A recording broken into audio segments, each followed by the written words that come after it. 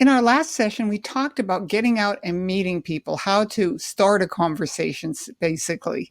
Now, what we want to talk about is that transition from talking to somebody personally to talking to them about your products, your services, and the business opportunity. Hi, I'm Lorna Rasmussen, speaking to you from Costa Rica. Obviously, I don't have a chance to just walk out the door and talk to people. So I'm having to develop a whole new style of getting to know people. But guess what? It's the same whether it's online or it's face to face. I personally prefer the face to face. So let's say you're having a conversation with someone, you found some things in common, you've had a good rapport with that person, and you want to make that transition from getting to know them to actually presenting them with the idea of your business or your business opportunity, your services and your products. Here's what's important. You are not out there selling. You're not a door-to-door salesperson. Again, you're out there to build relationships. So you now transition into the second part of the conversation by having the question in your mind, how can my product or service or my business opportunity help this person? Now, what does that mean? That means that you have to ask questions to get to know that person in that area of their life, or you're not going to know the answers to those questions. My husband used to go out with me when I was networking, and it would drive him crazy because he could see how these people needed a business opportunity, and I had a business opportunity that they should know about, but I wasn't saying anything about it because I didn't have in my mind a clear picture of exactly how this person could be really helped by being part of my business.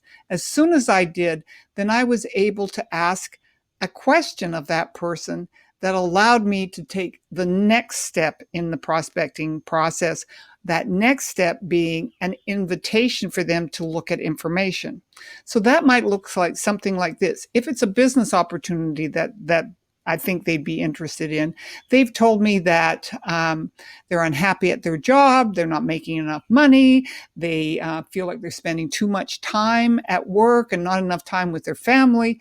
I have gleaned these things from our conversation based on some pretty simple little questions like, remember FORM, family, occupation, recreation, and money, or motivation. So I've asked them something like, oh, where do you work? And, oh, that sounds like a fascinating place to work, blah, blah, blah. And you talk about it for a little bit and you discover, yeah, it's a fascinating place to work, but they're spending too much time there. They've got a new child at home and they're not getting the time with that child that they would like. So that immediately, okay, there's a reason why they might want to know about a business where they can work from home, spend more time with their child. So that's where my thinking is going. At that point, I asked them a question. So you said that you'd really like to spend more time with your child. If I could show you a way where you could maybe make as much money, but I don't know, but certainly a lot of people are making the kind of money that I think you'd be making in your career. Make the same money, but be at home with your child. Be in control of your time. Would that be something of interest to you? And then I shut up.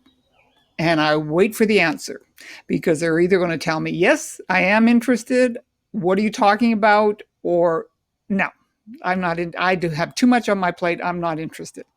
So by having that question, responding in that way, I have now opened the conversation up to giving them information that will allow them to make a decision about whether or not they would be interested in my business. So we're going to go on to talk about how do I then take that and move it into the next process, which is follow up to that question, getting them to look at something and potentially recruiting them into my business.